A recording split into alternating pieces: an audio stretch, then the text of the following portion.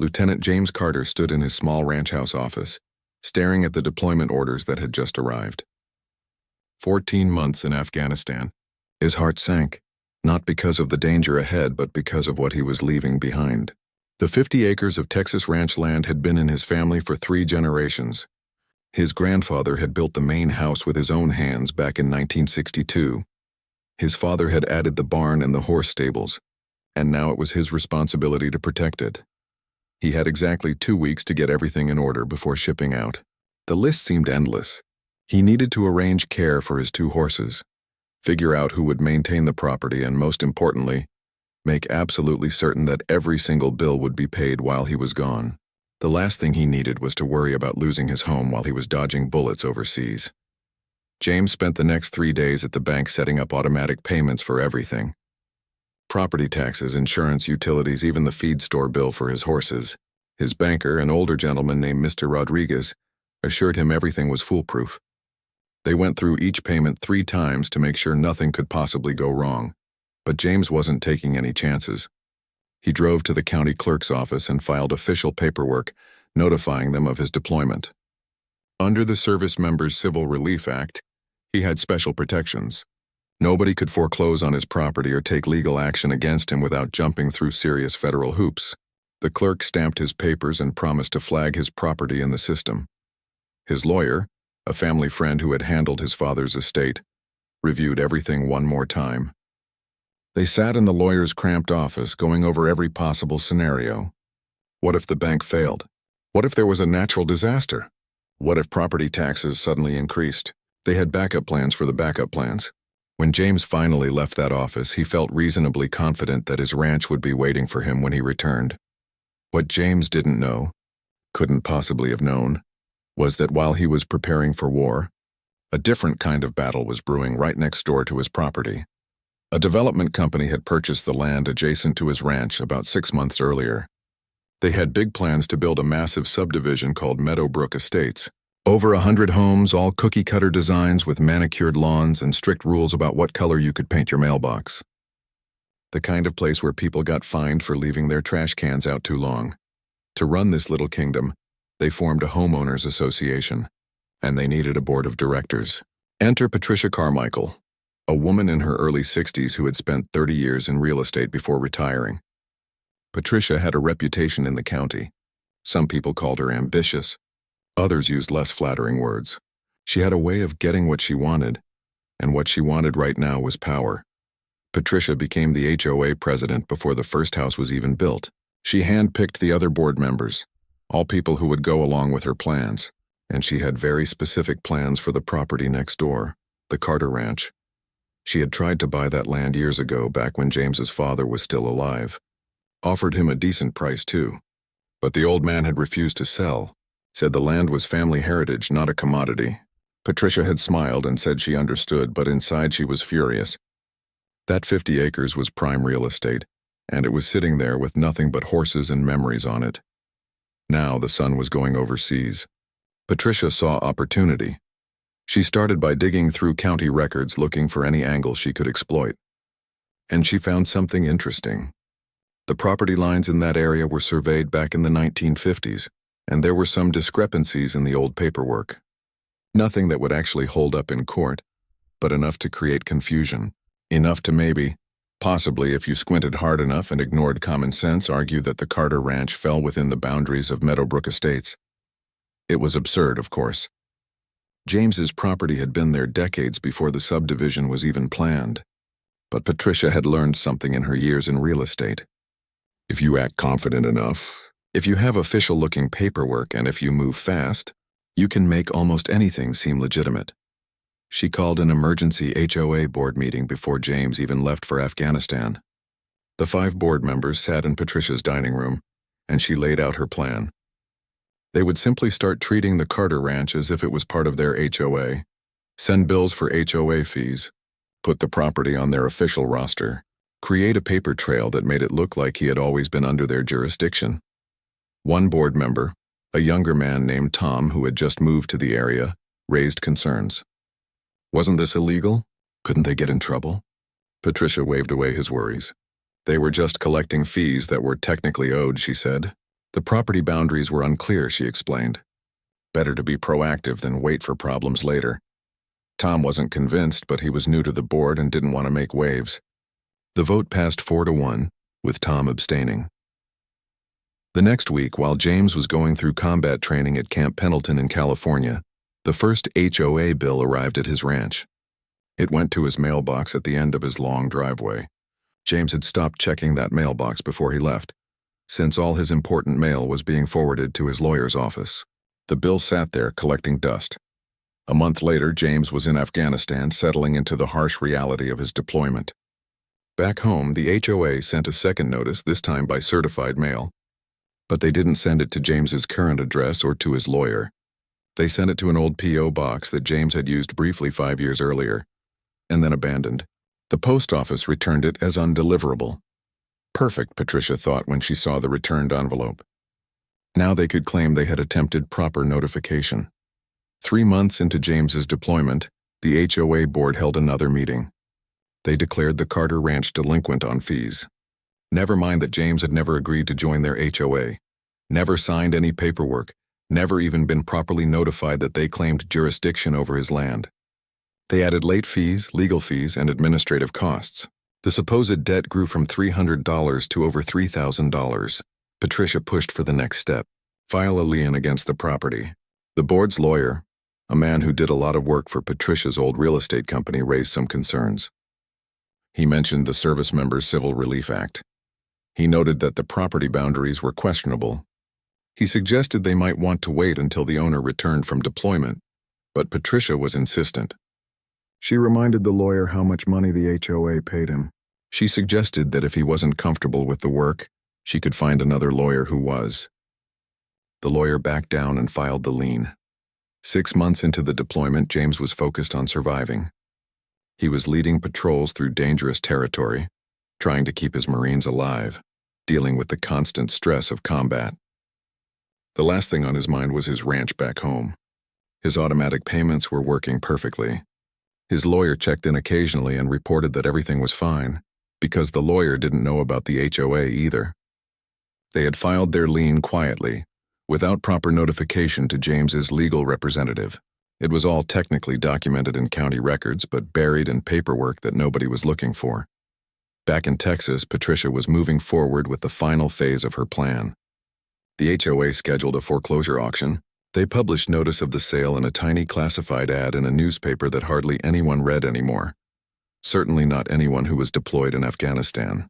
They set the auction for a Tuesday morning at 10 o'clock, knowing most people would be at work, and they made sure the right people knew about it. Specifically, Patricia made sure her son-in-law knew. He ran a development company, and he was always looking for good deals on land. While James was counting down the months until he could return home, Patricia was counting down the days until she could take his home away from him. The worst part was that James had no idea any of this was happening. He went to sleep each night in his bunk in Afghanistan, sometimes thinking about his ranch, picturing the old barn and the horses and the land that had been in his family for so long. He imagined coming home to it, spending quiet mornings on the porch with coffee, slowly readjusting to civilian life. He had no idea that back home, strangers were preparing to steal everything his family had built. The plane touched down in San Antonio on a cloudy March morning. James had survived 14 months in Afghanistan. He had seen things that would stay with him forever. Lost friends who deserved better and spent countless nights wondering if he would make it home. But he had made it. He was back on American soil, and all he wanted was to get to his ranch and start healing. He rented a car at the airport and started the 2-hour drive home. The Texas landscape rolled by, familiar and comforting. He thought about sleeping in his own bed, walking his property in the early morning, maybe fixing up that back fence he had been meaning to repair before he deployed. Simple things, peaceful things. As he turned onto the county road that led to his property, something felt wrong. There were new street signs he didn't recognize. A fancy entrance gate that definitely wasn't there before. He kept driving, figuring they had built up the area around his ranch while he was gone. Development was happening everywhere in Texas these days. Then he turned onto his road and his heart stopped. There was a chain-link construction fence blocking his driveway. Heavy equipment was parked on his land. The old barn, his grandfather's barn, was half demolished. A pile of rubble sat where the structure had stood for 60 years. Survey stakes with bright orange flags dotted his property, marking out what looked like future house lots. James pulled over and got out of the car, his hands shaking. This had to be a mistake. Maybe he took a wrong turn, but no. There was the old oak tree his father had planted when James was born. There was the pond where he used to fish as a kid. This was his land. A security guard approached from a small booth near the fence. He was a young guy, probably in his 20s, wearing a uniform from some private security company. "Can I help you?" the guard asked. "This is my property," James said, hearing the tremor in his own voice. "What's going on here?" The guard checked a clipboard. "What's your name, sir?" "James Carter. I own this land. I've owned it." "What are you doing on my property?" The guard's expression changed from professional to confused. He pulled out a radio and called someone. There was a brief conversation James couldn't quite hear. Then the guard turned back to him with an uncomfortable look.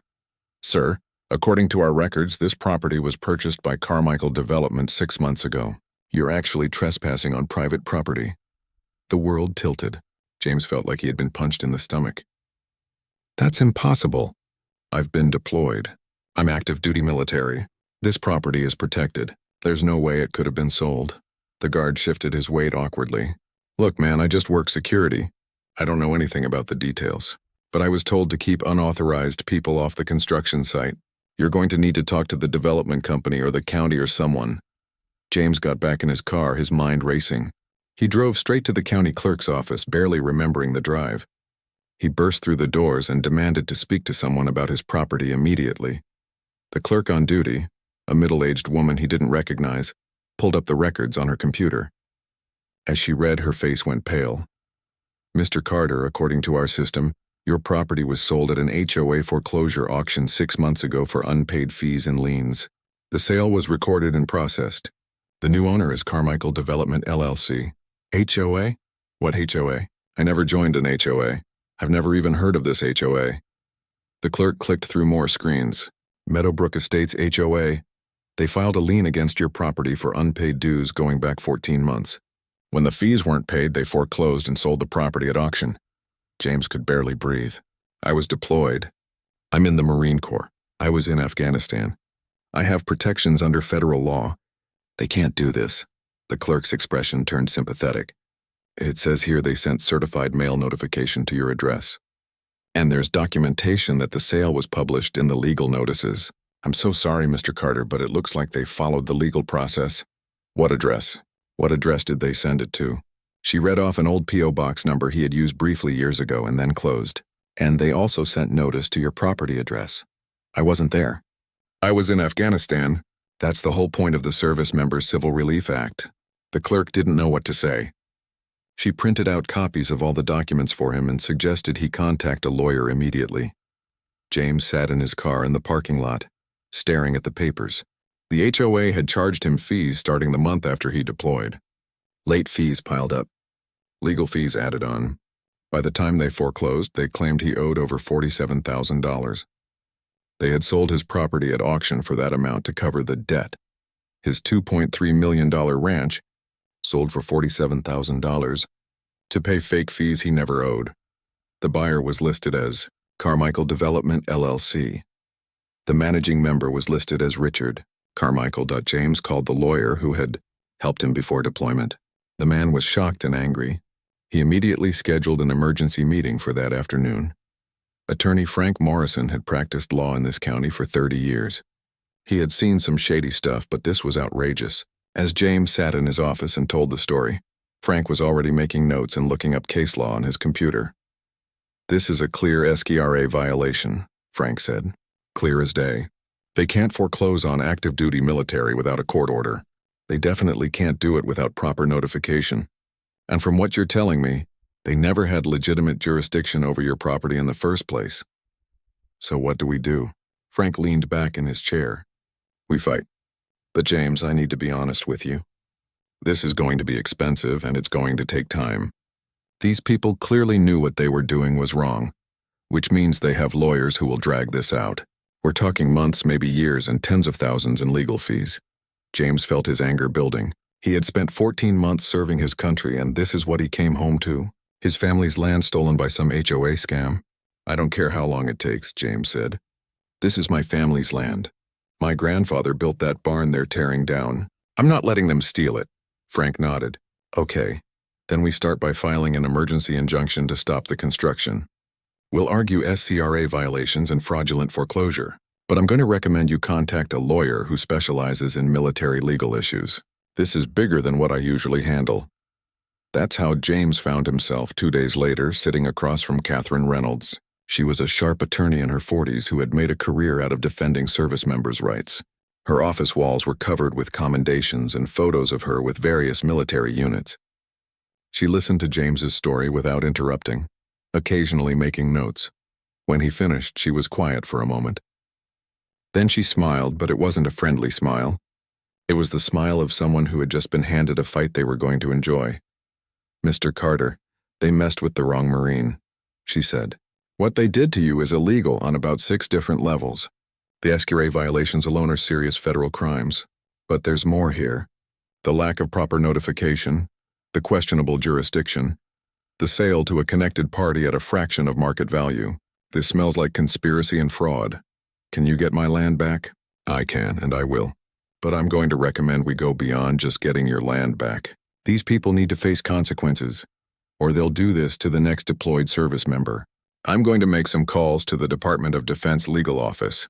This is exactly the kind of case they look for to set precedents and send messages. Over the next week, Catherine filed multiple motions in federal court. She sent formal notices to the HOA board, to Carmichael Development, and to every lawyer involved in the foreclosure. She contacted the Department of Defense and the Department of Justice, and she started digging into who exactly was behind this theft. It didn't take long to find the connections. Patricia Carmichael was the HOA president. Richard Carmichael, who bought the property through his development company, was her son-in-law. The lawyer who processed the foreclosure had worked with Patricia for years on real estate deals. The appraiser who valued James's multi-million-dollar property at under $90,000 was Patricia's former business partner. It was a conspiracy, plain and simple. They had targeted his property because he was deployed and vulnerable. James met with Catherine again after she had compiled her initial findings. She spread documents across her conference table showing him the web of connections. They thought you'd be easy prey, Catherine said. A deployed Marine far away, no way to fight back. They thought by the time you came home and figured out what happened, it would be too late to do anything about it. The property would be developed, your barn would be gone, and you'd be forced to just accept a financial settlement. What they didn't count on, she continued, is that you came home, and that you're willing to fight, and that what they did was so blatantly illegal that we have the federal government interested in making an example of them. What happens now? Catherine gathered up her papers. Now we take everything from them. They wanted your ranch. We're going to take their whole subdivision. They thought they could steal from a Marine. We're going to show them that the military takes care of its own. For the first time since CC, Catherine Reynolds wasn't messing around. Within 48 hours of taking James's case, she had filed an emergency motion in federal court and contacted 3 different government agencies. James met her at her office on a Friday morning to go over strategy, and he could tell something had changed. She looked excited, almost predatory. I made some calls, she said, sliding a folder across her desk. The Department of Defense Office of Legal Counsel is very interested in your case. Very interested. What does that mean? It means you're not the first service member this has happened to. There's been a pattern across the country of HOAs targeting deployed military personnel.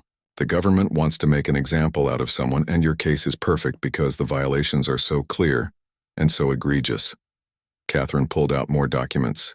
But here's where it gets really interesting. I did some digging into how Carmichael Development paid for this subdivision project. Guess what I found? James shook his head. Federal money, lots of it.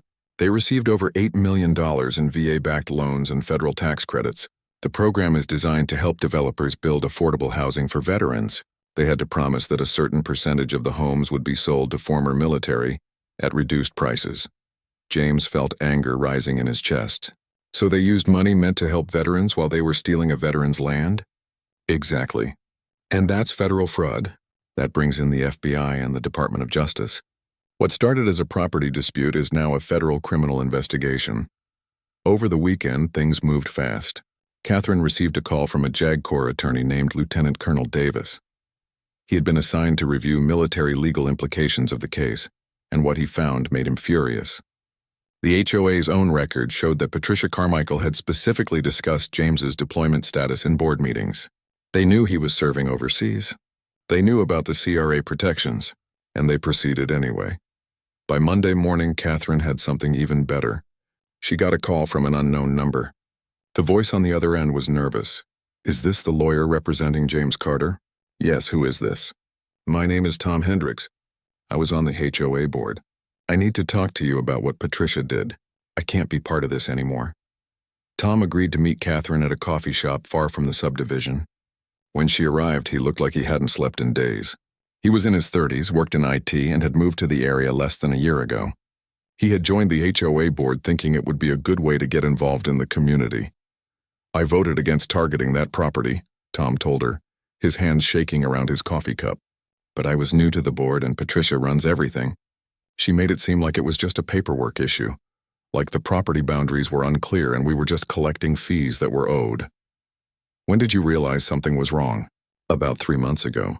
I was reviewing financial records and saw that Patricia and 2 other board members had bought shares in Richard's development company right before the foreclosure auction. They stood to profit directly from taking this guy's land. I asked Patricia about it in a board meeting and she shut me down hard. Told me if I didn't like how things were run, I could resign." "But you didn't resign." Tom looked ashamed. "No, I should have. I was scared of making waves, of getting sued or something. But then I heard he was a Marine who was deployed when this happened, and I couldn't live with myself anymore. I have copies of emails and meeting minutes that show Patricia knew he was military. She said it was an opportunity because he couldn't fight back." Catherine could barely contain her excitement. "Will you testify? Will you provide those documents?" "Yes, all of it. I'll do whatever it takes to make this right." The emails Tom provided were damning. In one exchange, Patricia wrote to another board member, "The property owner is deployed overseas for at least another 8 months. This gives us a clear window to proceed without interference. By the time he returns, the sale will be finalized and we can offer a settlement if he complains." The HOA's lawyer had responded with concerns about SCRA violations. Patricia's reply, "The law has loopholes. As long as we document our notification attempts, we're covered. Besides, what's he going to do, sue us from Afghanistan?" Catherine forwarded everything to Lieutenant Colonel Davis and to the FBI agent who had been assigned to investigate the federal fraud angles. Things accelerated rapidly after that. The federal judge assigned to the case, Judge Helen Martinez, was a former Marine herself. When she read the emails and saw the evidence of the HOA deliberately targeting a deployed service member, she scheduled an emergency hearing for the following week. James sat in federal court, wearing his dress uniform at Catherine's suggestion. On the other side of the courtroom sat Patricia Carmichael, Richard Carmichael, and a team of expensive lawyers. Patricia looked confident, almost smug. She thought this was just going to be another day of legal maneuvering. Judge Martinez entered and everyone stood. She sat down, reviewed the files in front of her, and then looked up at the defense table with an expression that could freeze lava. "I've been on the bench for 15 years, she began, "and I have never seen such a clear-cut case of predatory behavior toward a deployed service member.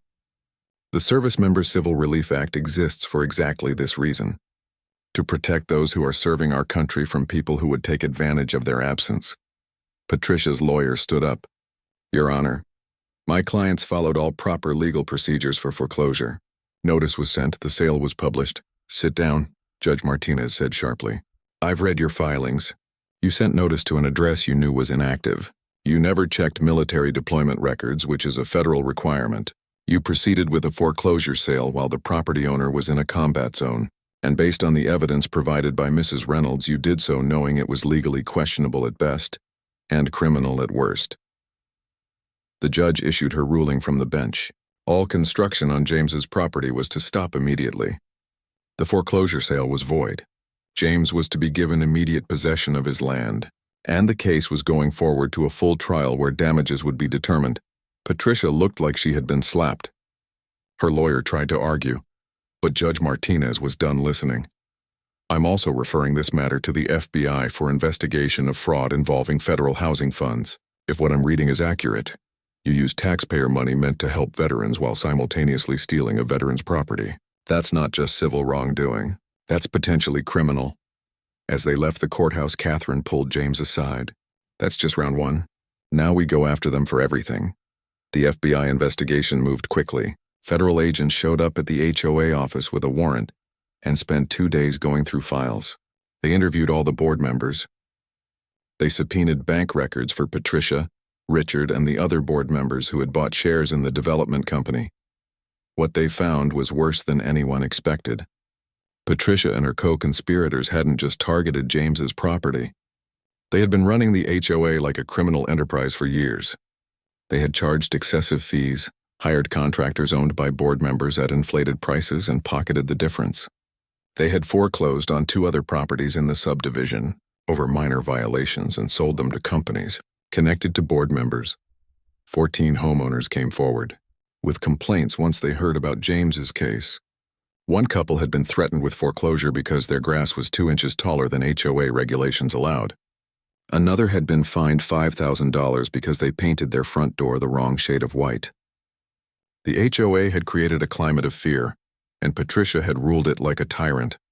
The state attorney general opened an investigation into whether the HOA was even legally constituted. They found that the HOA had been operating without proper licensing for over a year.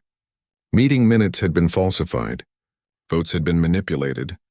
Patricia had essentially been running a dictatorship, making decisions without proper board approval and forging documents to make it look legitimate. Back at his ranch, James was finally allowed to return to his property. The construction equipment was gone. The work had stopped, but the damage had been done. His grandfather's barn was demolished. Survey stakes covered the land. Equipment had torn up the fields where he had planned to graze horses. He walked the property with Catherine, surveying what they had done. Part of him wanted to cry. Another part wanted to make them pay for every board, every nail, every memory they had destroyed. "They're going to pay," Catherine said, reading his thoughts. "We're going to calculate every dollar of damage. The value of the barn, the lost use of your property, emotional distress, everything, and then we're going after punitive damages." "What about everyone else in the subdivision? The people who have been living under Patricia's rules?" Catherine smiled. "That's the beautiful part. If we can prove the HOA was fraudulently established, or if they void its legal authority because of the criminal activity, the whole HOA could be dissolved. Every homeowner in that subdivision would be free." Over the next few weeks, the defense tried to settle.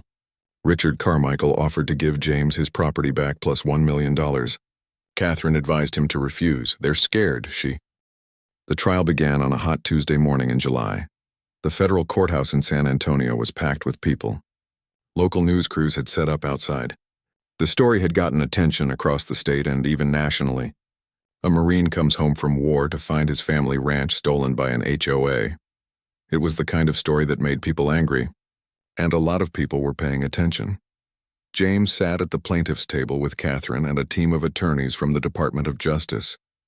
On the other side sat Patricia Carmichael, her son-in-law Richard, 2 other HOA board members, and the HOA's attorney.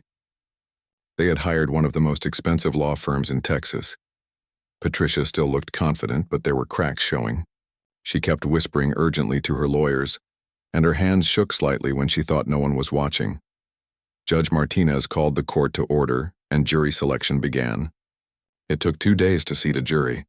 Catherine was careful to select people who would understand the severity of what had happened. Several jurors were veterans themselves or had family members in the military. The government's opening statement was delivered by Assistant U.S. Attorney David Park. He was in his 40s, had a reputation for winning complex fraud cases, and he didn't waste time getting to the point. "Ladies and gentlemen, this case is about betrayal.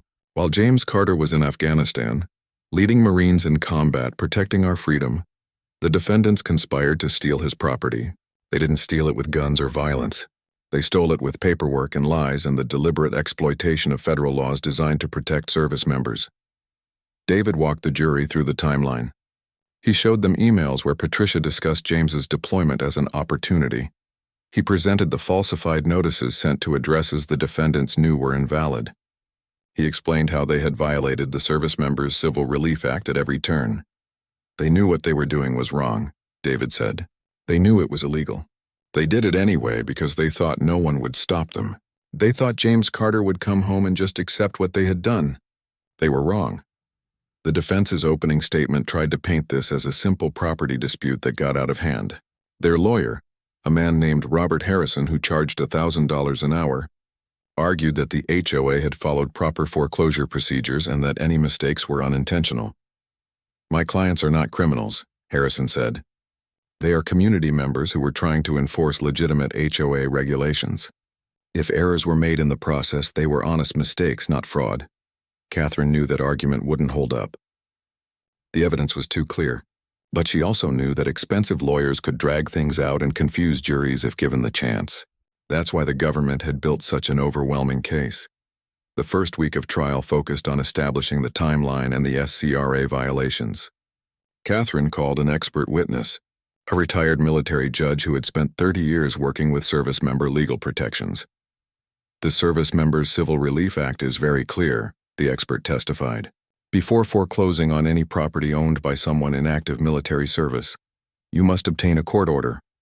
You must verify their military status. You must provide proper notification." The defendants did none of these things. Harrison tried to argue in cross-examination that the HOA didn't know James was in the military. The expert pointed to the emails where Patricia specifically mentioned his deployment. Harrison tried to argue that the notices were properly sent. The expert showed that sending notices to known invalid addresses doesn't satisfy legal requirements. By the end of the first week, the defense's strategy was already falling apart. The second week brought Tom Hendricks to the stand. The former board member had been granted immunity in exchange for his testimony, and he held nothing back. He described board meetings where Patricia laid out her plan to target James's property. He explained how she had pressured other board members to go along with it. "She said we needed to move fast while he was deployed," Tom testified.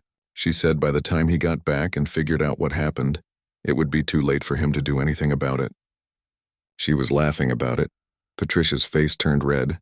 She whispered something angry to her lawyer, who shushed her. Tom provided details about the financial arrangements. He showed how Patricia and 2 other board members had secretly purchased shares in Richard's development company just weeks before the foreclosure auction. They stood to make hundreds of thousands of dollars from the development of James's land. "When I found out about the stock purchases and confronted Patricia, she threatened me," Tom said. "She told me if I made trouble, she would make sure I was sued personally and lost my house. I was scared. I should have done something sooner. I regret that every day." The prosecution then brought in their financial expert, a forensic accountant who had spent weeks analyzing the HOA's records. What she found was stunning. The HOA collected approximately $2 million in dues over the past 3 years. The accountant testified. Of that, only about 40% was spent on legitimate HOA expenses like landscaping and maintenance. The rest went to companies owned by board members, consulting fees paid to Patricia Carmichael personally, and various other questionable expenses. She walked the jury through specific examples. The HOA had paid Patricia's son-in-law's company $300,000 to repave the subdivision roads. An independent contractor later estimated the actual work should have cost less than $100,000. The HOA had paid a property management company owned by another board member $70,000 a year for services that typically cost $20,000. In my professional opinion, the accountant concluded, the HOA was being operated as a criminal enterprise designed to enrich the board members at the expense of the homeowners. The defense tried to discredit her analysis, but the numbers were clear. Patricia and her co-conspirators had been stealing from their own neighbors for years. Week 3 brought testimony from the homeowners in the subdivision. One by one, they described living under Patricia's tyrannical HOA rules. A retired teacher talked about being fined $10,000 because she planted flowers that weren't on the approved list. A young couple described nearly losing their home over a foreclosure threat because their son's basketball hoop was 6 inches into the wrong part of their driveway. "We lived in fear," one homeowner testified. "You couldn't do anything to your own house without worrying that Patricia would find some violation and fine you. It felt like living in a prison." The pattern was clear. Patricia had used the HOA to control and exploit the people in the subdivision. James's case wasn't an isolated incident. It was just the most extreme example of her abuse of power. Then came the testimony about the federal housing funds. An investigator from the Department of Housing and Urban Development explained how Carmichael Development had received over $8 million in VA-backed loans and tax credits. The program requires that developers use the funds to create affordable housing for veterans, the investigator testified. Carmichael Development received those funds based on promises to do exactly that. Instead, they used federal money while simultaneously stealing property from a deployed veteran. That constitutes fraud against the United States government. Richard Carmichael looked sick. His lawyers huddled with him during the lunch break. When court resumed, there was talk of him wanting to settle, but Patricia wouldn't allow it. She still thought she could win. The prosecution's final witness was James himself. Catherine had prepared him carefully for this moment. He took the stand wearing his uniform and the courtroom went quiet. Catherine walked him through his service record. 2 tours in Iraq before the Afghanistan deployment, multiple commendations, a Bronze Star for valor. He had spent over a decade serving his country. "Tell the jury what you were thinking about while you were deployed," Catherine said. "Home," James answered simply. "I thought about my ranch every day. It was what kept me going during the hard times. I'd picture myself sitting on the porch, watching the sunset over the land my grandfather cleared. I'd think about fixing up the barn, maybe getting some cattle. It was my future, my family's legacy. It was everything. And when you came home," James's voice broke slightly. "When I came home, strangers told me I was trespassing on my own land. My grandfather's barn was destroyed. Everything I had fought to protect was gone. It felt like I had lost the war after all." The courtroom was silent. Several jurors were crying. The defense's cross-examination was brief. Harrison tried to make James seem unreasonable for not settling. He tried to suggest James was motivated by money rather than justice. None of it worked. The jury could see a man who had served his country honorably and been betrayed by the people he was protecting. When James stepped down from the stand, he caught Patricia's eye. She looked away quickly, but not before he saw something there that might have been shame, or maybe fear of what was coming. The defense's case lasted less than 2 days. They called character witnesses for Patricia, who said she had always been a pillar of the community. They called a property law expert who tried to argue the foreclosure was technically legal, but they couldn't overcome the evidence. They couldn't explain away the emails, the financial records, the testimony from Tom H. The 6 weeks between the verdict and sentencing felt like the longest of James's life. He had won the trial, but he still didn't have his ranch back. The property was tied up in legal proceedings, while the court figured out damages and restitution. Construction had stopped, but the damage was done. His grandfather's barn was gone. His land was scarred with construction equipment tracks and survey stakes. Catherine was working on something big, though. She had been meeting with federal prosecutors and bankruptcy attorneys. She told James to be patient, that everything was coming together in a way that would exceed his expectations. He trusted her, but the waiting was hard. The sentencing hearing was scheduled for a Thursday morning in September. The courthouse was even more packed than during the trial. Word had spread about the case, and it had become a national story. Veterans advocacy groups were paying attention. Legal experts were writing articles about the precedent it would set for service member protections. Judge Martinez entered the courtroom, and everyone could see she was not in a forgiving mood. She had spent the past weeks reviewing all the evidence, reading victim impact statements from the Subdivision homeowners, and researching the full extent of the damage the defendants had caused. "Before we discuss sentencing," Judge Martinez began, "I want to address the civil aspects of this case." The jury found the defendants liable for damages to Mr. Carter. Based on expert testimony and evidence presented, I am awarding Mr. Carter the following: $2.3 million, the fair market value of his property at the time it was illegally seized. An additional $1 million for the destruction of the historic barn and other property damage. $3 million in emotional distress and loss of use, and $2.4 million in punitive damages. Patricia gasped. The total was nearly $9 million. Furthermore, the judge continued, I am ordering that Mr. Carter's property be immediately returned to him, with all liens and claims against it voided. The defendants will pay for complete restoration of the property, including reconstruction of the barn to its original specifications, removal of all construction debris, and restoration of the land to its pre-damage condition. But Judge Martinez wasn't done. Now, regarding the HOA itself, the evidence presented in this trial showed a pattern of criminal activity, financial mismanagement, and abuse of power.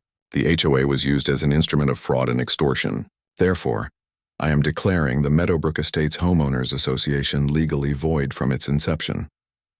A murmur went through the courtroom. The homeowners from the subdivision who were present looked at each other in disbelief. What this means, Judge Martinez explained, is that all HOA rules, restrictions, liens, and fees are immediately nullified. The homeowners in that subdivision are released from any obligations to the HOA. All funds currently held in HOA accounts will be returned to the homeowners on a pro rata basis based on fees paid. One of the homeowners in the gallery started crying. Another stood up and applauded before a bailiff reminded him to sit down. These people had lived under Patricia's thumb for years, and suddenly they were free. The subdivision will continue to exist as a neighborhood, the judge continued, but without HOA oversight. Homeowners will be responsible for their own properties according to county regulations, like any other residential area. Patricia's lawyer stood up. Your Honor, with all due respect, you can't just dissolve an entire HOA. Sit down, Mr. Harrison. I can and I have. When an organization is proven to be a criminal enterprise, I have full authority to dissolve it. If you want to appeal, you're welcome to try. Harrison sat down. He knew there was no point arguing further. Then came the criminal sentences. Patricia Carmichael was sentenced to 4 years in federal prison for conspiracy, fraud, and SCRA violations. Richard Carmichael got 3 years. The other 2 board members who had participated in the scheme each got 18 months. The HOA attorney who had knowingly processed the illegal foreclosure lost his law license and was sentenced to 2 years. Patricia tried to speak, to offer some excuse or apology, but Judge Martinez cut her off. Mrs. Carmichael, you targeted a deployed service member. You saw his absence as an opportunity for personal profit. You violated federal laws designed to protect those who protect us. You showed no remorse until you were caught, and even then you fought to avoid responsibility. You will serve every day of your sentence. As Patricia was led away by federal marshals, she was crying. Richard looked broken. The other defendants stared straight ahead, probably trying to process how their lives had just been destroyed. But there was still more to come. Catherine had been working with the federal prosecutors on the financial aspects, and they had one more bomb to drop. Assistant U.S. Attorney David Park stood up. Your Honor, there's the matter of the federal housing funds that were fraudulently obtained. Carmichael Development received $8.4 million in VA-backed loans and federal tax credits. Given the company's involvement in this fraud, the Department of Housing and Urban Development is exercising its right to call those loans due immediately and revoke all tax credits. Richard's lawyer jumped up. Your Honor, that will bankrupt the company. That's not the court's concern, Judge Martinez replied. The company obtained those funds through fraudulent representations. The government has every right to recoup them, David continued. Additionally, because the development was partially funded with federal money obtained through fraud, the government is placing a lien on all remaining undeveloped lots in the subdivision, as well as the company's other assets. These will be liquidated to satisfy the federal debt, Catherine whispered to James. This is the part I was telling you about, David went on. The liquidation will be handled through bankruptcy court. However, Mr. Carter's judgment takes priority as he was the victim of the fraud. After his $9 million judgment is satisfied from the proceeds, the government will recoup what it can of the federal funds. James was trying to do the math in his head. $9 million, plus restoration of his property, plus what else might be left over from the development company's assets. Over the next few weeks, the bankruptcy proceedings moved forward. Carmichael Development had some valuable assets beyond the subdivision. They owned 3 other properties in the county, construction equipment, and various other holdings. When everything was tallied up, the total asset value was around $14 million. James's judgment was paid in full. $9 million plus the costs of completely restoring his ranch. Contractors were hired to rebuild his grandfather's barn exactly as it had been, using historical photos and his own memories. The land was cleared of all construction debris. They even brought in soil experts to repair the damage done by heavy equipment. But there was still money left over. And that's when things got interesting. Catherine and the federal prosecutors worked out an unusual arrangement. Some of the remaining development lots were transferred to James as additional compensation. He ended up owning not just his original 50 acres, but another 30 acres of prime land adjacent to his property. The federal government recouped about $5 million of the $8.4 million they were owed. The rest was written off as a loss, but they considered it worth it for the precedent set. No HOA in the country would risk targeting a deployed service member after seeing what happened in this case. 3 months after sentencing, James stood on his rebuilt porch, looking out over his restored ranch. The new barn looked almost exactly like his grandfather's original, built with attention to every detail. The land had healed. His horses were back in their pastures. In the distance, he could see the subdivision, now free from HOA tyranny. Catherine visited him that afternoon with final paperwork. She handed him a check, the last of his settlement funds, and a deed for the additional property. "You know what the best part is?" Catherine said. "The state legislature is using your case to pass new laws. Stronger protections for service members, stricter oversight of HOAs, requirements for background checks on HOA board members. Your case is changing things for everyone." James had also received calls from veterans groups across the country. They wanted him to speak about his experience, to help other service members know their rights. He had agreed, figuring if he could prevent this from happening to even one other person, it would be worth it. The homeowners in the subdivision had thrown him a thank you party. 147 families who were now free from excessive fees and arbitrary rules. Some had lived in fear of Patricia for years. They brought him gifts, baked goods, and heartfelt thanks. Several of them were veterans themselves, and they understood on a deeper level what he had been through. "You fought for us overseas," one retired Navy veteran had told him, "and then you came home and fought for us here too." Thank you.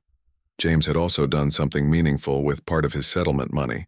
He established a legal defense fund for service members facing similar situations. Any deployed military member who came home to find their property or finances had been exploited could apply for free legal help. The fund would cover all their legal costs. He named it after his grandfather, who had always taught him to stand up for what was right. 6 months after sentencing, James received a letter from Tom He.